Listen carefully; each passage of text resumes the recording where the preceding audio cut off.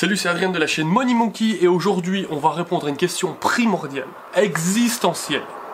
Ok, j'exagère peut-être un petit peu, mais en tout cas une question super importante, c'est combien est-ce que vous dépensez par mois? Alors la majorité des gens ne savent pas répondre à cette question, je sais pas si vous savez répondre.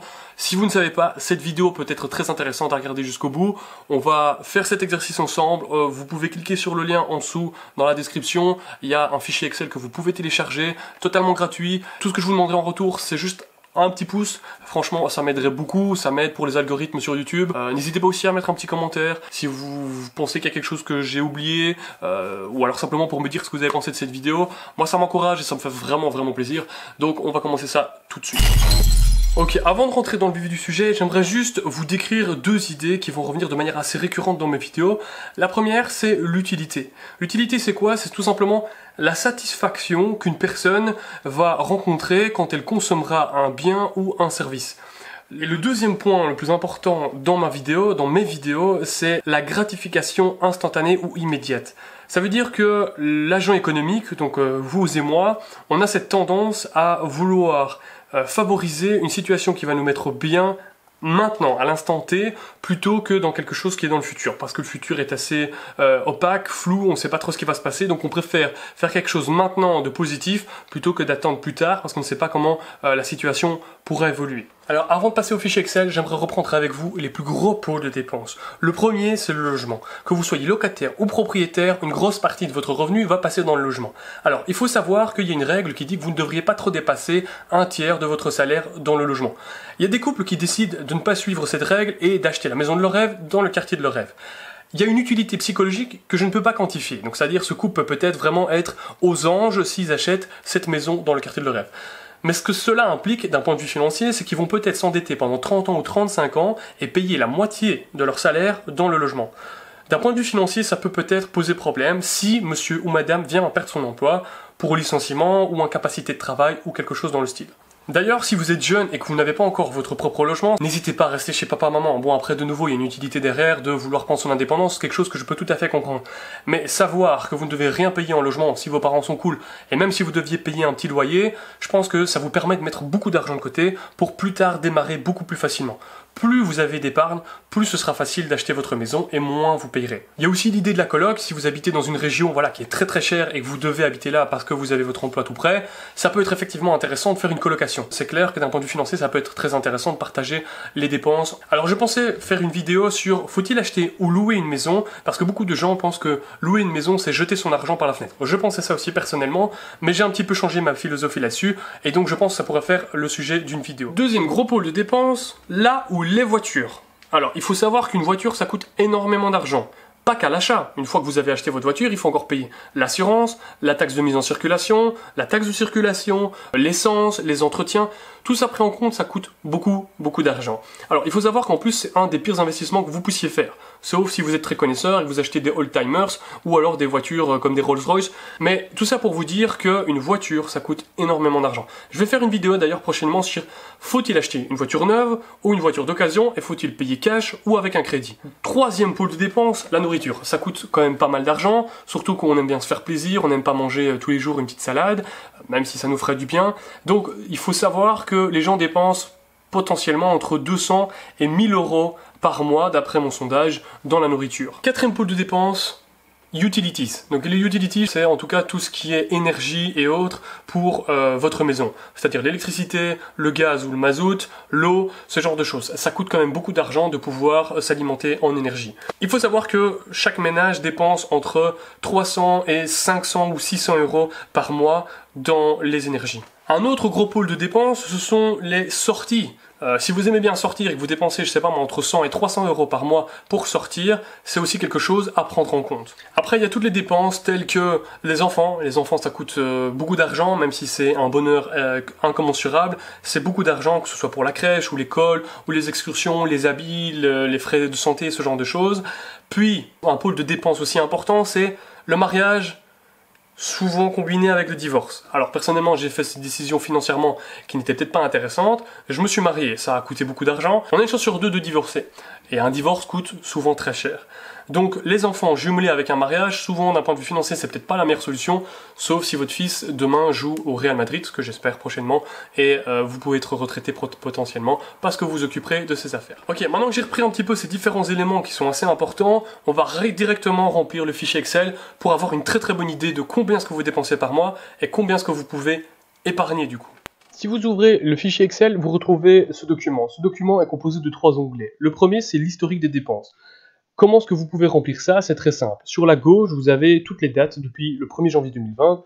Vous pouvez changer ces dates si vous le voulez.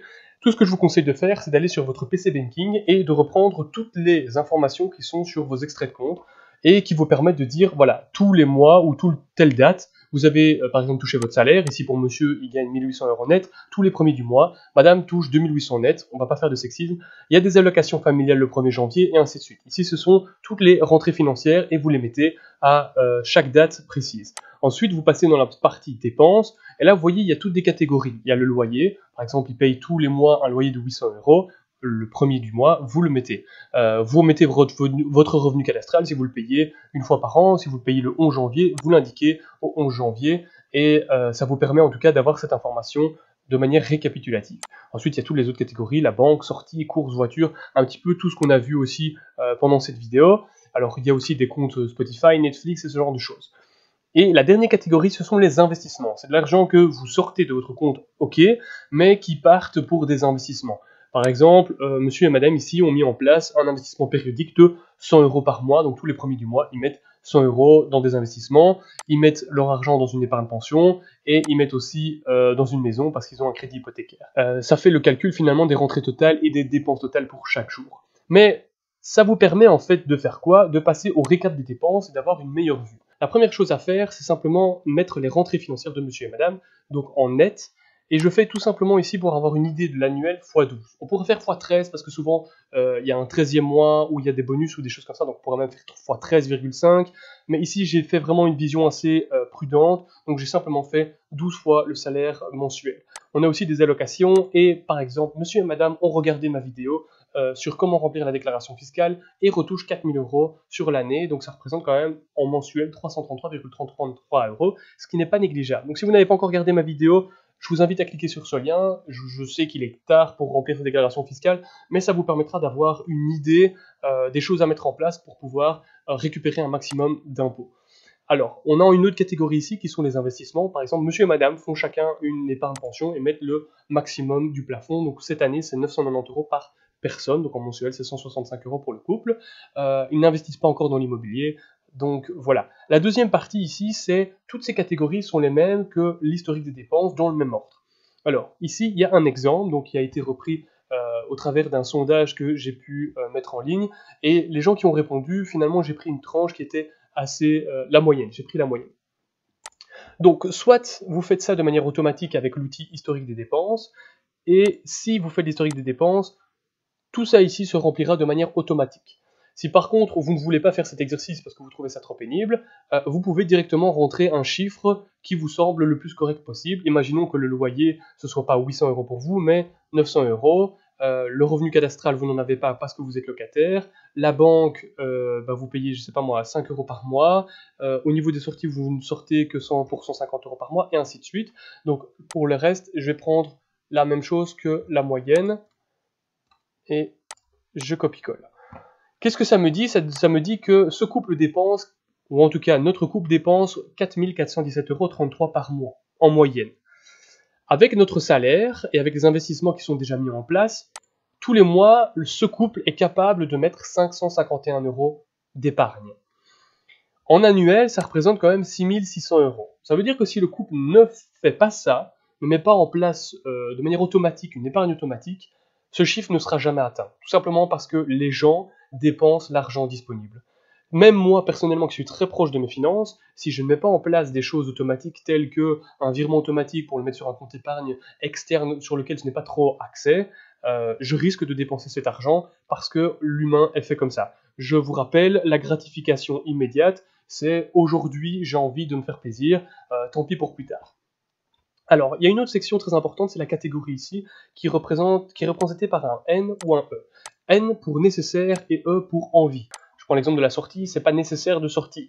C'est vous qui l'avez voulu, donc c'est une envie qui vous coûte 150 € par mois. Bon, il y en a une ici que je savais pas trop classer, c'est les enfants. Pas nécessaire de faire des enfants. Je l'ai quand même mis en jaune pour vous montrer que c'est important de savoir classer les choses. Si on passe maintenant à la colonne L et M, c'est le pourcentage des dépenses. Donc par exemple, le loyer représente 20% des dépenses totales. Et ça représente 17,5% du salaire. Là, je prends en lien avec les 61 600 €. Si je regarde la catégorie 3, il faut respecter la règle des 50-30-20. Il faut, bon, bien entendu, si vous le voulez, 50% doit être dépensé pour tout ce qui est nécessaire, 30% pour les envies et 20% pour l'épargne. Dans notre cas ici, j'ai fait un split. Le nécessaire, on est à 44,53%. Les envies, par contre, on est au-delà des 30%, bien au-delà, on dépense 41% de notre salaire dans des choses qui ne sont pas nécessaires.